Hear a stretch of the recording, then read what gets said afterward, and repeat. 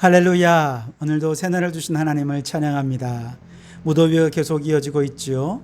그런데 하나님의 말씀이 우리의 영혼을 시원하게 하고 우리가 영적으로 만족감을 얻으면 이 무더위를 영적인 능력으로 얼마든지 이길 수 있는 줄 믿습니다. 오늘 이 말씀이 여러분의 마음을 시원하게 하고 영혼을 만족하게 하는 말씀이 되실 수 있길 바랍니다. 자, 오늘 우리에게 주신 하나님의 말씀은 베드로 후서 1장 8절에서 11절까지 말씀입니다. 봉독해 드리겠습니다.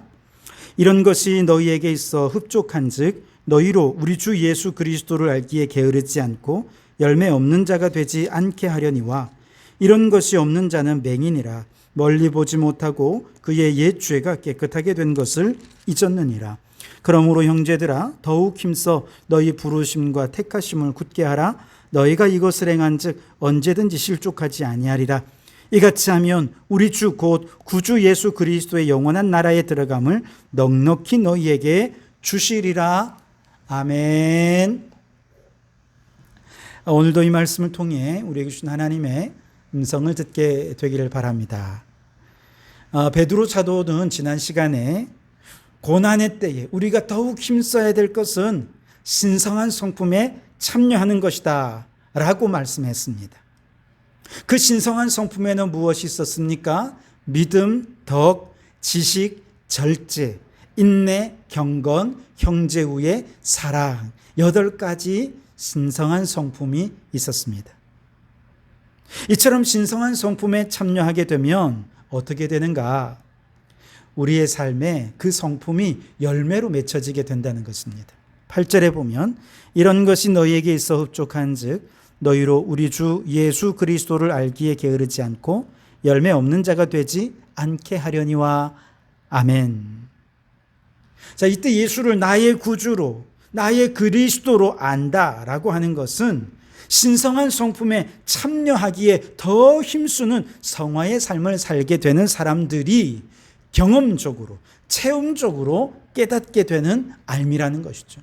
그래서 성경을 많이 안다고 이거 알 수 있는 것이 아닙니다.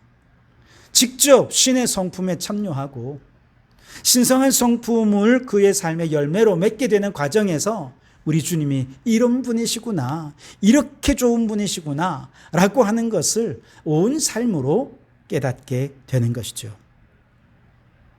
앞서서 하나님께서 예수 그리스도를 통해서 우리에게 생명과 경건에 속한 모든 것을 주셨다라고 하는 말씀을 우리가 함께 나누었죠. 이때 우리에게 생명과 경건에 관한 모든 것을 주신 이것은 구원 생명을 말하는 것입니다. 그리고 이 구원 생명은 구원의 완성을 향한 첫 발을 내디딘 것과 마찬가지이지요. 즉 믿음으로 구원을 얻지만 그 구원이 곧 완성된 것은 아니라는 얘기입니다. 그렇기 때문에 생명과 구원을 받은 자는 반드시 구원의 완성을 향한 성화의 삶으로 나아가야 되는데 이를 위해 우리가 힘쓰고 애써야 될 게 뭐냐? 신성한 성품에 참여하는 것이죠. 그리고 이 일에 우리가 게으르지 않고 부지런을 낼 때 우리는 예수님이 누구신지 분명히 알게 되고 내 안에 신성한 성품이 열매로 맺힐 수 있게 된다는 것이죠. 문제는 신성한 성품에 참여하지 않고 영적으로 게으르게 되면 어떻게 되느냐? 우선은 영적인 만족감이 없겠죠. 신앙생활이 즐겁지 않습니다. 늘 제자리 걸음만 하는 신앙생활은 영적인 만족감이 없고 어느 순간 매너리즘에 빠져서 신앙이 무기력해지고야 말게 되는 것이지요. 반면에 우리가 신성한 성품에 참여하기 위해서 힘쓰고 영적인 부지런함을 내면 세상의 일에 대해서 부지런한 것과 영적인 것에 부지런한 것의 차이를 확실히 알게 될 것입니다. 무슨 말이냐? 세상의 일에 우리가 열심을 냅니다. 부지런합니다. 회사에서 성과도 내고 업적을 이루고 사람들로부터 칭찬도 받고 승진도 하고 그렇게 성공할 수 있습니다. 자, 이렇게 세상 일에 바쁘고 분주하다 보니 영적으로 신성한 성품에 참여하는 일에 영적으로 성장하고 거룩한 성품을 갖는 일에 부지런을 내지 않습니다. 게으러질 수밖에 없습니다. 그렇게 세상 일에는 열심을 내나 하나님의 일에는 게으르면 그 사람 10년, 20년 교회 문턱만 밟고 왔다 갔다 한다고 해서 그의 삶이 하나님이 기뻐하시는 삶이 되느냐? 그렇지 않다는 것이죠. 그야말로 성전의 마당만 밟고 돌아가며 하나님과 아무 상관없는 삶을 살아가는 그저 종교인에 불과할 것입니다. 우리 주님께서 우리에게 원하시는 것은 혹 세상에서는 좀 물론 부지런해야 되겠죠. 그 부지런함으로 성과도 내면 좋지만 그렇지 못하다 하더라도 영적인 일에 부지런함을 내라는 것입니다. 영적인 일에 경건훈련에 부지런함을 내면 어느덧 우리 내면 속에 믿음의 덕의 지식의 절제의 인내의 경건의 형제우애와 사랑의 풍성한 열매들이 우리에게 맺혀지게 되어서 우리의 인격이 더 성숙해지게 된다는 것이죠. 이렇게 인격이 성숙해지고 영적으로 성숙해지면 신앙의 만족감이 있습니다. 영적인 만족감이 있어요. 예수 믿는 보람과 기쁨을 느끼게 되고 바로 그런 사람이 영적으로 만족한 사람이 영혼이 잘 되면 범사가 잘 되고 강건케 된 축복을 누리게 되는 것이죠. 고린도 교회 성도들은 바울이 자비량으로 선교를 하면서 정말 힘들게 한 사람 한 사람 사랑으로 주님께로 인도해서 그렇게 교회가 세워졌습니다. 게다가 그 교회 위에 성령님이 임재해 주셔서 성도들은 각종 다양한 은사를 경험했습니다.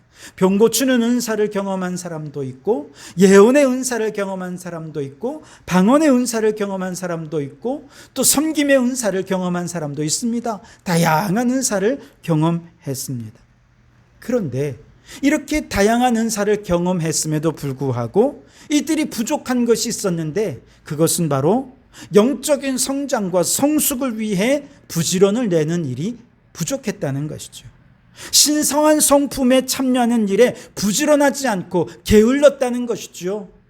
그랬더니 그 결과 고린도전서 3장 1절에 바울이 말합니다. 그리스도 안에서 어린아이들을 대함과 같이 하노라. 고린도 교회 성도들을 어린아이 취급을 하고 있는 것입니다. 왜 그렇습니까? 신성한 성품이 그들에게 나타나지 않기 때문에 그래요. 열매가 없기 때문에 그런 것입니다. 우리가 신성한 성품에 부지런함을 내고 이 경건한 삶에 부지런함을 내고 더 힘쓰게 되면 우리의 인격과 성품 속에 거룩한 이 성품, 신의 성품이 우리에게 하나하나 열매로 나타나게 되는 것이죠. 이게 없으니까 고린도 교회 성도들은 서로 사색당파로 나누어져서 서로 시기하고 분쟁하고 갈등할 수밖에 없었던 것이죠. 은사가 많으면 뭐합니까? 성품이 여전히 어린아이 같은데 말이죠. 그래서 여러분, 우리의 신앙은 신성한 성품에 참여하면서 경건의 훈련을 쌓는 일에 부지런함을 내어야 합니다. 그렇게 우리의 신앙이 성장하고 성숙해서 열매 맺는 신앙이 되어야 할 줄 믿습니다. 만일 세상 일에 바쁘다는 핑계로 영적인 부지런함을 내지 않고 우리의 신앙이 더 성숙하지 못하다면 그는 영적으로 맹인 같은 자가 된다고 9절에는 말씀하고 있습니다.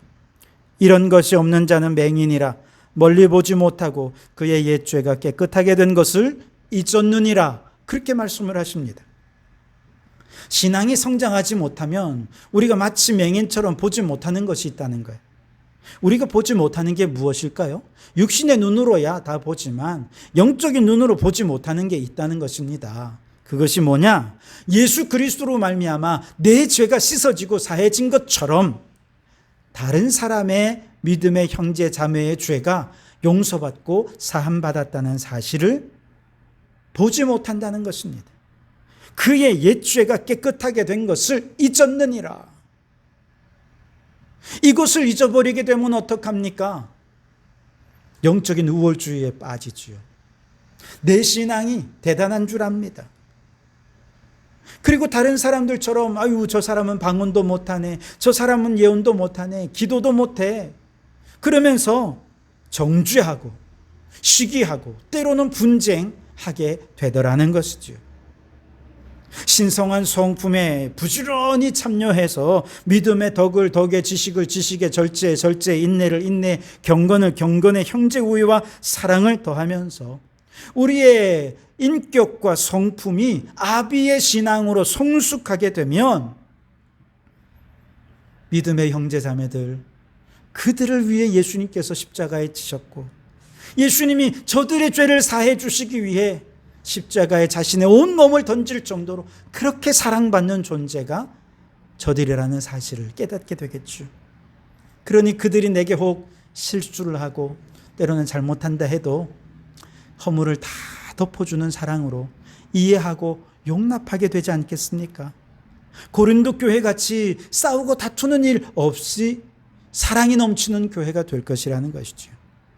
예수님의 십자가라고 하는 이 사랑의 안경을 쓰고 다른 성도들을 바라보면 나만 부름받고 나만 택함받은 것이 아니라 모든 믿음의 형제 자매들이 다 창세전부터 이 구원을 위해 하나님의 부르심을 받고 택하심을 받아 하나님의 자녀가 되었다는 사실을 깨닫고 그들을 실족하지 않도록 사랑으로 대하게 될 것입니다. 10절을 보시면 그러므로 형제들아 더욱 힘써 너희 부르심과 택하심을 굳게 하라. 너희가 이것을 행한즉 언제든지 실족하지 아니하리라. 아멘.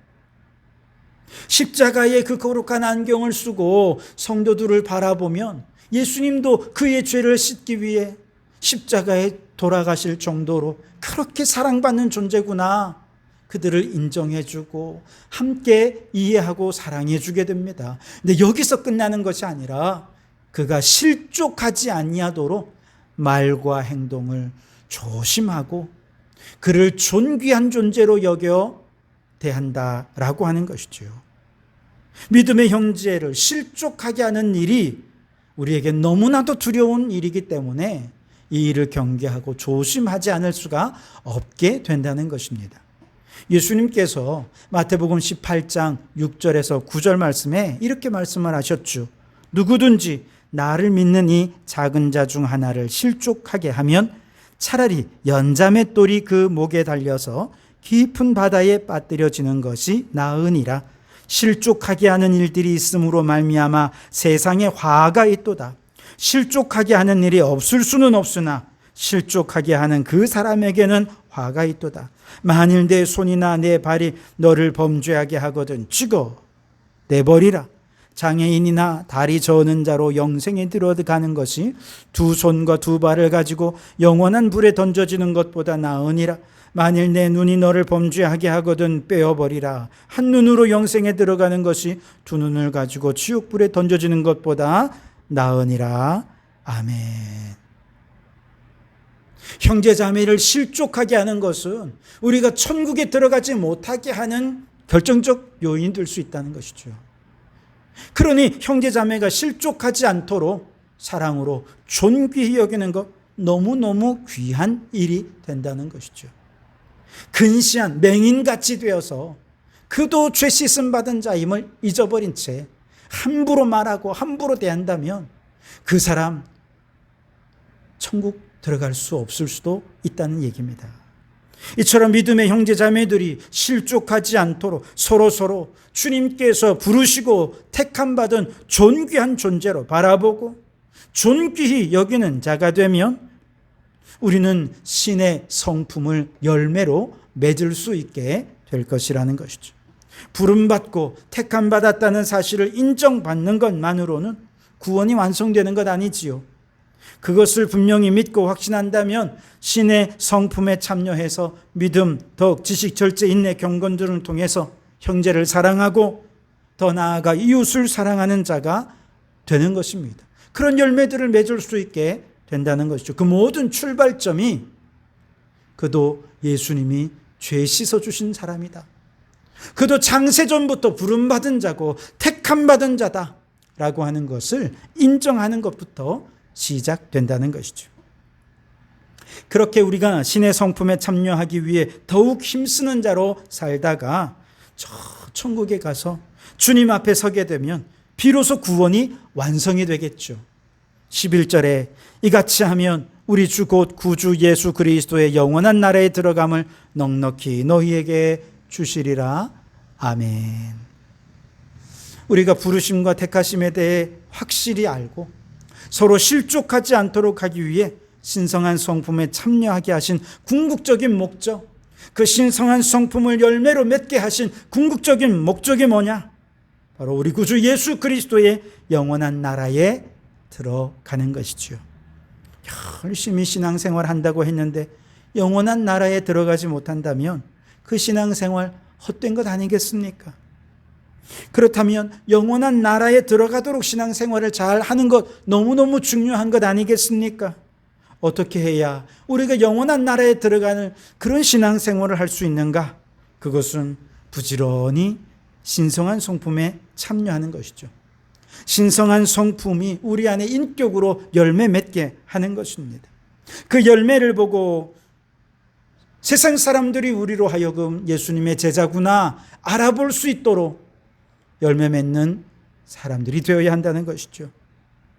그러므로 그 구원의 완성의 날, 저 영원한 하나님 나라에 들어갈 때까지 부지런한 신성한 성품에 참여하는 이 경건 훈련에 힘쓰셔서 열매 없는 자가 되지 마시고 우리 안에 신성한 성품의 열매 많이 맺어서 주변 사람들에게, 특별히 교회 공동체에 거룩하고 선한 영향력을 끼쳐서 아름다운 공동체를 이루어갈 수 있게 되기를 주님의 이름으로 축원합니다. 기도하겠습니다. 하나님 아버지, 우리로 하여금 죄를 씻어주시고 창세전부터 부르시고 택함 받은 하나님의 자녀가 되게 해주시니 감사합니다. 이렇게 구원받은 이제 우리의 형제 자매들을 향해 그들도 예수 그리스도로 말미암아 죄 씻음 받고 부르심과 택함을 받았음을 알게 해주시고 맹인같이 죄사함을 기억하지 못하는 자들이 되지 않고 그들을 존귀히 여기며 사랑하는 자들 되게 해 주옵소서. 이를 위해 부지런히 신성한 성품에 참여하여서 거룩한 인격의 열매를 맺어가는 저희들 되게 하여 주시고 그렇게 성화의 삶을 살다가 주님 부르시는 그날에 주님의 나라에 기쁨으로 들어갈 수 있는 저희들 되게 해 주시옵소서. 예수님 이름으로 기도하옵나이다. 아멘.